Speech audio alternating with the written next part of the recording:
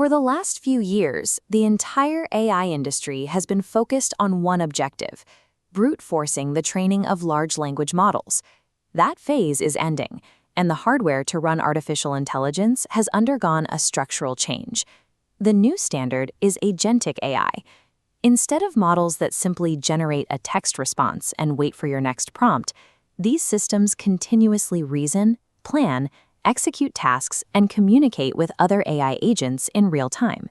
Previous hardware architectures face a bottleneck during these real-time continuous communication tasks. They cannot move data fast enough to let multiple agents think and act autonomously without creating severe latency.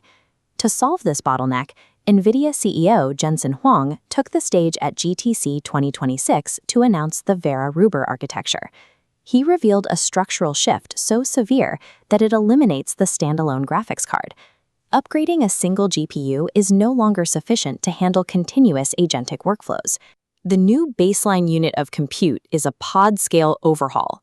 The Rubin platform consists of 7 highly integrated chips, all wired together to operate as one giant supercomputer. Rubin is the first hardware architecture engineered specifically to deploy models as autonomous reasoning agents. This strategy of extreme co-design has forced competitors and cloud providers to rethink their approach to the entire data center. The foundation of this architecture lies in the primary compute engines. Nvidia split the computing load across 3 specialized processors to solve the specific memory limits of modern AI inference. This 3D rendering breaks down the first component, the Rubin GPU. It is a 336 billion transistor die packed with up to 288 gigabytes of HBM4, or high bandwidth memory.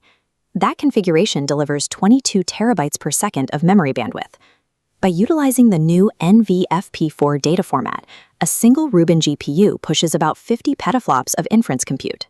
A petaflop measures processing speed, equaling 1 quadrillion floating point operations per second. To sustain that output without throttling, Nvidia raised the thermal design power, the maximum heat a chip can safely generate, to 2.3 kilowatts per GPU. The second piece of the core is the Vera CPU. This is Nvidia's next-generation custom ARM-based processor, featuring 88 Olympus cores. Vera uses spatial multi-threading to physically partition the core resources. This provides the dense, isolated sandbox environments needed to run multiple AI agents concurrently, preventing the CPU from bottlenecking the GPU. The final piece of the compute triad comes from Nvidia's $20 billion acquisition, the Groq 3 LPU, or Language Processing Unit. This dedicated silicon is tasked purely with handling ultra-low latency, high-speed inference.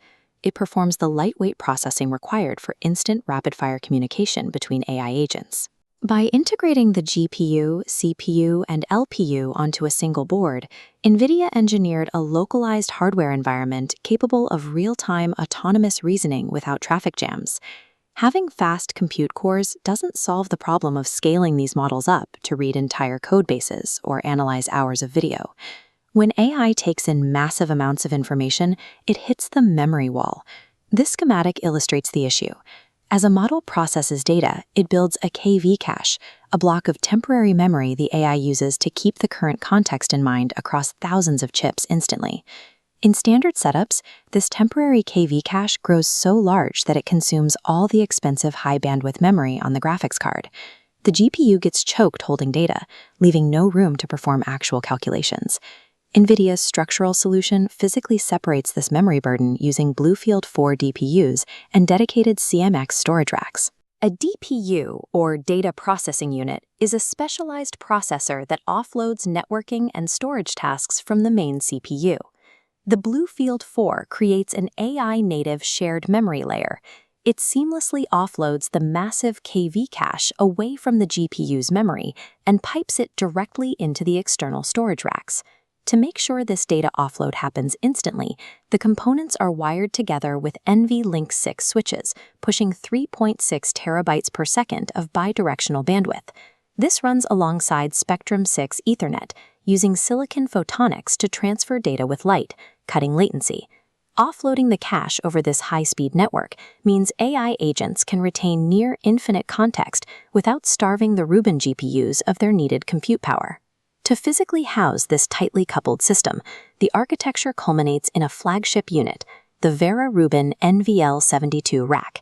A single liquid-cooled rack contains 72 Rubin GPUs and 36 Vera CPUs. They are physically tied together by a massive copper spine, so the entire rack functions as a single logical processor. A fully built NVL72 delivers 3.6 exaflops of inference compute, 1 quintillion calculations per second. Because the memory and network are tightly integrated, it generates a 10x reduction in the cost of generating a token compared to the Blackwell generation. The rack includes a closed-loop energy system packed with 6 times more internal capacitors. This stores local power to smooth out heavy processing spikes, reducing the peak current demand on the local electrical grid by 25%. But the engineering of this rack conceals a strategic trap for Nvidia's customers. By designing every component to be strictly interdependent, Nvidia has eliminated the possibility of a modular drop-in GPU. You cannot buy a Rubin chip and slot it into a standard third-party server. Buying an NVL72 pod means a data center is locked into purchasing Nvidia's proprietary networking, switches, and cables. Nvidia has shifted its business model to selling indivisible, proprietary data centers, seizing total infrastructure control and pricing power from its clients. The world's biggest AI developers, hyperscalers like Microsoft, Meta, Google, and Amazon, refuse to accept this level of vendor lock-in. They are aggressively funding AMD as the industry's premier open second source, allowing AMD to match Nvidia's product cycle and offer a viable alternative. AMD's primary hardware advantage is raw memory capacity. Their MI355X and upcoming MI400 accelerators utilize up to 432 gigabytes of HBM4 memory. Cramming more memory onto a single chip means cloud providers need fewer physical servers to house a massive model, lowering their total cost of ownership. These hyperscalers are taking their independence further by pouring billions into designing their own internal custom silicon. Microsoft designed the Maya 200 explicitly to act as an inference factory. By tailoring the chip for low-precision data formats, it generates Copilot tokens at a 30% lower cost than standard third-party hardware. Google approaches this with its Trillium and Ironwood processors. Instead of standalone chips, these are designed to be networked into massive, energy-efficient inference pods that act as a single logical engine. Meta operates a similar playbook with its MTIA chips to run generative AI features internally. Concurrently, Amazon Web Services uses its Trainium and Inferentia hardware to incentivize cloud customers away from Nvidia hardware. These hyperscalers are building specialized custom silicon to ensure Nvidia does not capture the profit margins of their everyday AI deployments. Simply printing custom chips isn't enough. To actually use them, the hyperscalers must overcome a massive software wall, Nvidia's proprietary programming platform, CUDA. The primary weapon currently dismantling this monopoly is Triton, an open-source programming language and compiler created by OpenAI. Triton allows researchers to write their code in standard Python. The compiler then automatically translates and optimizes that code to run on any underlying hardware, bypassing Nvidia's hardware-specific CUDA drivers. Frameworks like PyTorch 2.0 abstract the hardware even further. They view the entire neural network's math as a single graph and optimizes the operations before the code even interacts with the physical silicon. For organizations with massive amounts of old code, AMD provides the ROCm software stack and its HIP tool. This tool automatically converts millions of lines of legacy proprietary CUDA code into open-source formats.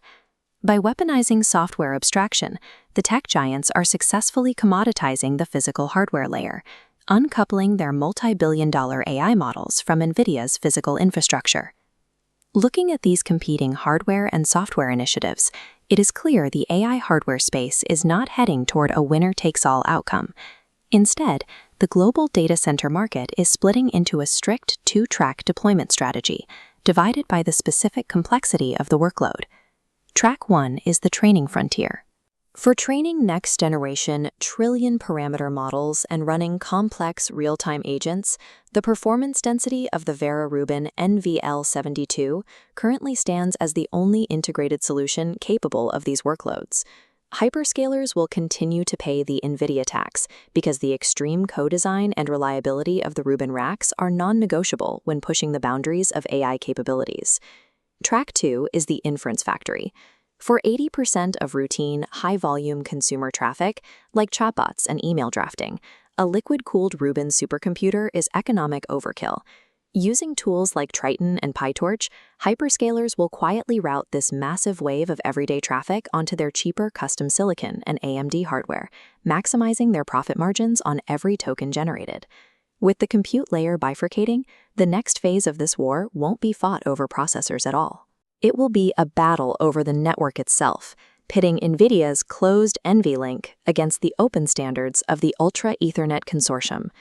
Ultimately, Nvidia will dominate the innovation of bleeding-edge AI, while the open-source hyperscaler alliance will dominate the underlying economics of everyday AI. If you want to understand the technology driving these industry shifts, be sure to like, share, and subscribe to KYC AI Labs for more technical deep dives into the science behind the headlines.